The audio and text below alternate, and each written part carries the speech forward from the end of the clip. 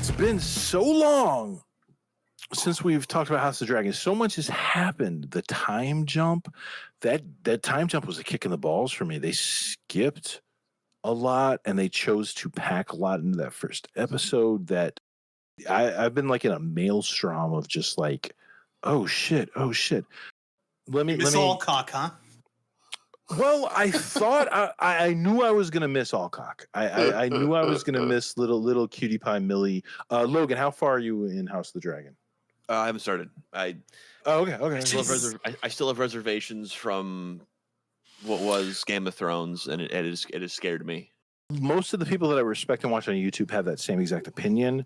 Rob and Andrew had that opinion, and in my head, when I hear somebody say that, I'm like, are you fucking crazy? Because the problem with the end of Game of Thrones was the two showrunners who, up to that point, did such an admirable job, dipped out. Everybody knows this. Yeah. Everybody knows it, but they don't apply it emotionally to themselves. So they're like, oh, like House of the Dragons is going to be like season 8. Why would House of the Dragons be anything like season 8? That makes no sense. D&D are gone. They've left. They have nothing to do with it. Why would anyone think for even a moment that House of the Dragons would be anything like Game of Thrones season 8? It couldn't be because there's been just a record of series remakes coming out that are just awful woke garbage. Don't you have trust in Game of Thrones? I don't have trust in anything or anyone. Yeah, until it's finished. After they murdered Doctor Who, strangled Star Wars, and are kicking Star Trek in the balls repeatedly. I mean, I have no trust left. It's everything that comes out is awful until I decide otherwise. Yeah, and for me, after they destroyed the Battlestar Galactica in the last hour of the last episode, when everything else was great till that point, I don't trust anything until it's actually over. Before delving directly into this past episode of A Day Ago, things that we did not get a chance to talk about. Vhagar. The Super Dragon? Looking like Godzilla. Okay, I got Super Dragon problems. Super Dragon just kind of appears. There's no getting the Super Dragon. There's no, she just has him. If you just have Godzilla, there should be a story involved in how you got Godzilla. It's basically, he's basically a kaiju, and he's just there. He just shows up. He's not only a kaiju, he's like George Washington fucked a kaiju, because Vhagar was the dragon of one of Aegon's sister wives. He spit radioactive wooden teeth. Vhagar was there when Westeros was being conquered. Vhagar is the last living remnant of that age. So, yes, you are 100% correct. And that gets back to what I was saying about the time jump. The decisions they made of what they were going to breeze past in that 10-year time and what they were going to focus on. Laena had so much more going on. She was the tiny little girl that was ostensibly 12 but looked 8, who was, being betrothed to Viserys. And during that conversation, they made sure to have her being curious about Vhagar and about big dragons and things like that. And then they skipped ahead to when she was a teenage girl who was looking to start some shit at the wedding. Amongst all that other shit stirring, she's like, all right, I'll go dance with Dame. And then they just jump 10 years where suddenly she's riding the King Kong Godzilla of dragons, and they don't really show it, explain it, get into it. It's not that they don't really do it, it's they don't at all. She just has it, yeah. There's not even like a line mentioning like where she found him or anything. You just have to say, oh, she's got Godzilla. They fucked up in that way. That was a major fuck up. I think that was a bad choice on that part when it came to like what they're going to leave on the cutting room floor. Vhagar, the dragon on film. Awesome. Cool. Oh, he's the second coolest looking dragon after Daemon's badass like snake thing. I just love how ancient he looks. Yeah, it's almost like he's got like a fucking like beard and like moss hanging off of him. Yeah. He's like that Transformer. That old beardy Transformer? Yeah, with the mechanical beard. The one who can turn into an SR-71, but he teleports anyway. That shitty one from that shitty movie. I know what you're talking about, though. They made him just so big, and he doesn't do anything fast. When he's flying, when he's moving, everything's like almost slow and ponderous, but like powerful. And I thought they did Vagar.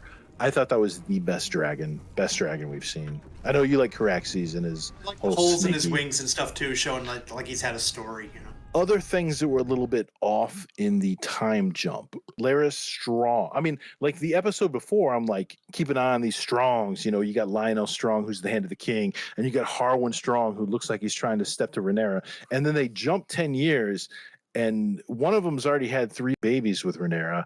One of them is the hand of the king for 10 years, but then they kill off in a fire that episode. And then one of them is like a little schemy Littlefinger type dude who actually is instrumental in killing his brother and his dad at Harrenhal. Besides So the that was- king and Matt, I think he's the most interesting character. it was a little bit weird how they don't have any explanation for where he's coming from. And maybe that's a good thing. Maybe they're just leaving it as a mystery. He's on the rise to his own power. He wasn't the strongest son, and he wasn't the second born. He was like the cripple. He's basically Tyrion with a bad foot instead of dwarfism. But I mean, Tyrion would never kill his family. Tyrion loved his family. They took Tyrion and combined him with Littlefinger and decided that was a new character. Yeah, good thing you haven't met Mushroom yet. Jesus, you So the dwarf they showed in that one quick scene, is that Mushroom playing the drum? no. I know they're putting him up as maybe this is Mushroom. That's a bunch of fanboys getting all excited about seeing a small person. Is he actually even going to be in it? It's almost too late. I mean, he was supposedly there at Lena's funeral. He's been around, and yet the show hasn't had him around. So I think they're going to not have him. Maybe they're going to do an episode where like it's all from his point of view. It might be too late at this point. I could do without him. They're doing just fine without him. It was Mushroom all along. He's been behind everything. All right. So not this episode, but the one previous, right there, bam, landing pad, 10-year time jump, the new actresses for the girls we knew. I thought it was going to be hints and subtle innuendo, but they were just right there in your face, no doubt about Harwin Strong is daddy of these kids. Everybody knows it. The fact that they didn't try to like tippy-toe around that, were just like so outright there, was kind of, I thought they could have been more subtle with it. You know, Look at the very first episode of Game of Thrones. They're talking about bastards and stuff. So it's kind of the funniest thing that nobody on the show has actually said is let's take a genetic comparison of somebody really closely related with Rhaenyra. I don't know, maybe like her uncle Daemon having sex with somebody really closely related with Laenor Velaryon. I don't know, maybe like his sister. What would their kids look like? The 2 kids of Daemon and Laena are walking around looking like that. And then ostensibly the 2 kids of Rhaenyra and Laenor Velaryon are walking around looking completely different. Yeah, but as we saw from last episode, if you mention anything like that, the king comes down on you like the hammer of Thor. He does not want to hear about this. He's trying so hard to keep his family from fighting. and that's why it boiled over so well when it was just even the kids knew. The wedding scene from a few episodes back when Rhaenyra got married to Laenor and everybody casting the glances around and all, that was like a really good tense buildup, right? I mean, that was the whole was a episode, really good. yeah. So this last episode, all that shit coming out in the open and the knife being drawn and the cutting of the wrist. Oh, it got all Jerry Springer, man. That was so tense. Everything that was going on. And the whole time, Viserys he just so badly wants his family to get along, because if he does the right thing or he does the thing that this daughter wants or his wife wants, he can't. He can't choose this side or this side. Otherwise, people are going to die that he loves, and his family and his grandchildren. Viserys is like such a tragic figure, right? Yeah, he really is. Who knew he was going to survive a 10-year time jump? No, I was very surprised to see him still here. He already had shit falling off him, and he goes up to Daemon after probably not talking to him for a decade or more at the wedding and says something like, "Oh, how goes it, brother? Well, not so well for you." You know, he said some kind of like, Yeah. Better than you. He was like, yeah, better than you. And okay, speaking of Daemon, all right, him finally getting together with Rhaenyra and that Godfather scene with the whole ostensible, we didn't find out until the very last scene, the killing of Laenor, because they came up with the idea that they could be together and have... We figured it out before. Yeah. As soon as I saw the body in the fire, I was like, oh, fake. Oh, I didn't know that because the book did not hint at that at all. That was a complete departure. In fact, Andrew actually said, I believe, that, I bet they'll have a scene at the end here showing that he's still alive so the audience is relieved. Well, they had Damon strangling out that guy on the staircase, and I'm like, who was that? And apparently they needed somebody who looked like him to be the burned body. Yep. So that's why they had Damon strangling. So, yeah, I didn't tumble to any of that shit. I fully thought. But here's the point that I was leading up to is up until this time, my interpretation of Damon and his actions as motivations have been like edgelord trying to get some attention from his family. Definitely did not want the crown, doesn't want to be the king. He just wants not what he thinks is due him, but what he hears other people saying is due him. He's total fucking edgelord. He's an agent of chaos. He's also smart as fuck because when that whole tense scene was going off and everybody was Jerry Springering, they had like one or two scenes where they cut to Damon leaning on the door looking in and Otto Hightower, both of them knew what they were seeing going on in front of them. So I think the two of them have the clearest vision of what's happening. And now Damon up to this point hasn't really wanted that much. He hasn't needed that much. He just jostles about because he gets bored or he sees that people aren't paying attention to him. But now he's with Rhaenyra, and now he has somebody that wants something, needs something, and he's committed to her. So I think what we're seeing now, what we're going to be seeing from here on out is Damon unleashed, unlike he's ever been before, because now it might not be his wants and needs and desires, but he's going to be 100% on board with hers, and she's got some shit that needs to happen. He's got a direction now. It was definitely more than the tip this time as well. Yeah, it definitely was more than the tip. I was trying to make some kind of big metaphorical thing about them being in like a hulk of a ship that was upside down, because the last time we saw him like that was in the Battle on the Stepstones, where he was dodging arrows and took refuge in the upside down hulk of a ship. And I was like, is there some kind of interesting metaphor? But I couldn't come up with one. Maybe he just feels safe inside of destroyed ships. Maybe that's where that's his special place. That's his safe zone. So I think we're going to be seeing Damon Unleashed, which is awesome. Otto Hightower coming back as the Hand. Him making the statement to his daughter near the end of the show. All that shit happened. All that shit blew up, and he cut right through it and said that he lost an eye, but he gained us Vhagar. Boom. His interpretation of everything that happened was, we just got the biggest, baddest dragon on our side. I think Otto, good or bad, great character, like him, hate him, he sees what's going on more clearly than anybody else by far. Well, yeah, he sees that this kid is way smarter than his older brother, and he needs to move that older brother out of the way. Yeah. Right? Fucking Aegon. I also liked him praising his daughter. I was just like, this is just such a fucked up family. Well, he fell right back into that old role. You know, it had been a decade, but he fell right back into that role of, hey, good job, daughter. You're doing good.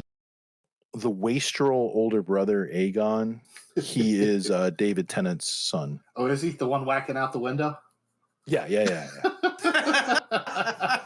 There you go, Tennant. Be proud of that. Just reminded me of Homelander. Yes, very much so. Yeah, that comparison, I have heard that. But he does not care about ruling. He obviously, little brother Aemond, he is the one to keep an eye on, right? An eye. Keep an eye on. Right? I get it. I might have lost an eye, but I've gained a dragon. He closed that shit down, right? Yeah, right. Jerry Springer was going off the rails, and he steps up and just like, he shut that shit down. His whole capturing Vhagar scene, I thought that was fucking awesome. I thought that was one of the best scenes we've ever seen. Maybe not special effects wise when he was like hanging off the saddle. And I'm in my head, I'm thinking, as shitty of a movie as Aragon was, at least they addressed the fact that you want to strap your ass into your saddle. Yeah, that was funny. Apparently, Targaryens don't feel the need to do that. But him approaching the dragon, waking the dragon up, climbing up the dragon, flying on the dragon. We were making never-ending story jokes. Atreyu! That was so Atreyu. See, he wouldn't have lost his eye if he'd have used his dragon to chase down the bullies and force them into a dumpster. I haven't seen Neverending Story recently enough to know what you're talking about. But as far as the two major sides, the greens and the blacks, Rhaenyra versus Alicent, do y'all see one of them as good, one of them as bad, or like what's your take on that? Who's your fave? They're all such repugnant people. I think the Blacks has more interesting characters because Damon's on that side. Mhm. Rhaenyra's pretty interesting, and Driftwood is pretty cool. Driftwood. So far, at least initially, that's the side that I kind of see as more of the good guy side. He came off, I don't know if you want to say he came off like a punk this episode, but he's like, yes, I know what reality is. Yes, I acknowledge, wife, that they are not my grandchildren, but blood means fuck all, name means everything. Damn right, yeah. Before that argument with his wife happened, he actually approached one of his unrelated bastard children and was like, hey, you're going to be the king of the sea, Driftmark. That's not even his relation, so I don't know. I think that's a little bit of Viserys peeking out. It's a little bit of deny reality, don't deal with what's going on. And it also depends on family. Like in my family, like anytime someone married in, they were family. It didn't matter that they weren't born in our family. Isn't that the slogan for the Olive Garden? Your old family here, yeah. Now I want some breadsticks. The way I see it is, for the last decade, Rhaenyra has been living in complete fear that her secret will come out. So she's trying to raise her kids, get by, hide under the radar, not start shit. Meanwhile, Allison has been in complete like attack mode where she has her angry little bitch boy, Kristen Cole, who's ready to be all sneery or beat the kids up or whatever. She's been like on the bitchy attack for like 10 years and nobody will listen to her and her husband won't pay attention to her. And it seems like she's coming off like a real cunt bag. She's a Karen. Medieval first world problem. The older knight seems pretty nice. The Lord Commander? Yeah, the Lord Commander. He had that quick moment too. Like one of those little subtle drop-ins where it's like the king's going to bed for the night, and he's like, and he just makes that little comment about, should I guard the queen? And he's basically giving Kristen Cole the eyes, where it's like, I know you're fucking her. Everyone knows you're fucking her. I want to see if the king's okay with me leaving you to fuck her. I don't know what it means, but when Allison went apeshit and grabbed Viserys's cat's paw dagger and charged, looking for the eye of one of the kids of Rhaenyra, she grabs the knife. They're wrestling, and then there's a fire in the background, and they show the runes on the cat's paw knife shining through. Yeah, and Rhaenyra like obviously notices it. But I couldn't see where they were going with that. She didn't make some like cataclysmic decision. She's remembering that there's bigger things at stake. And did that affect any of her behavior after that point? Is my point. Well, that's why she's marrying in with her husband, because that'll secure her claim. I think that may have sparked part of her decision for dumping, Laenor there, and taking up with her. It was the look in her eyes. I didn't think I was going to like Emma Darcy, the replacement for Millie Alcock, but this episode like completely sold me. I thought she was awesome this episode. After she gets with Daemon on the beach, and then Laenor like comes in and he's all apologetic and he recommits himself to their whole deception and their marriage. And that look in her eyes like, no, motherfucker, too late. She had that look in her eyes like, we're gonna have to do something about this because I just got back with my uncle. Oh, he fucked up hard. Like, where were you? As soon as he showed up in the room, I think I said that. It was, where the fuck were you? Yeah, and she said that should be our family motto. Yeah, yes. I should have been there. I should have been there. And her just communicating that with a few words in her eyes, I was like, all right, I'm sold. She's going to do just fine in this role. The two actresses they got to play the older versions do look great. They look like older versions of those girls. There's going to be more flippity flu in the future, too. What? I don't know if you want to hear. There's going to be more time jumpy. Clearly, because it's not impressive if a child is missing an eye, but 15 years from now, when he's an adult dragon rider with a badass eye patch, he's going to look all cool, and that's going to be a whole thing. Right. That one scene when there are 5 dragons flying around. Do y'all realize how few dragons there were in Game of Thrones? Also, here's a fun thing. Do y'all realize in that one scene when they had the 5 dragons flying around Driftmark, y'all just saw the mother of the 3 dragons, Daenerys' dragons? Whoa! Oh! Y'all don't... I've ruptured something. Which one is the mother? It's the one named Dreamfire. Ugh. The spacey little blonde girl. Does Rainbow Bright ride her? Oh, the nutty girl is that's cool. The nutty little Helena that is the betrothed of her older brother Aegon is Alicent's youngest daughter, only daughter at this point. Her dragon is Dreamfire. And have y'all noticed? Did you notice the episode before when she was saying her little ranty babbly shit about when she was talking about Eamon? She said he'll have to close his eye. Did y'all not? No, I didn't notice that at all. But Okay. I know Rob hates prophecy, but Valyrians have prophetic abilities that pop up every few generations or every few people. Or is it the three-eyed raven fucking with her? That is a power of Westeros. This is more of an Essosian power. Are we going to see any magic? Is there, because there's dragons in the world, so there should still be magic. Are the warlocks or anything going to show up, or the red? Who the fuck cares? Priests. It's like when you start doing too much shit with the Force. Do you know who Rob sounds like right now? Hating all this magic? He sounds like Dave and Dan. He sounds like the showrunners that fucked over Game of Thrones. They put in all sorts of magic because it was easy. No. It was pretty subtle, Rob. They didn't like the idea of magic, so they tried to avoid it as much as possible. Well, yeah, you know what? It's because magic it fucks all the rules. Like, oh, well, whatever. We can do whatever whenever we feel like it because magic. Because of the Force. If you have a soft magic system and it's not properly defined, then yes, I agree.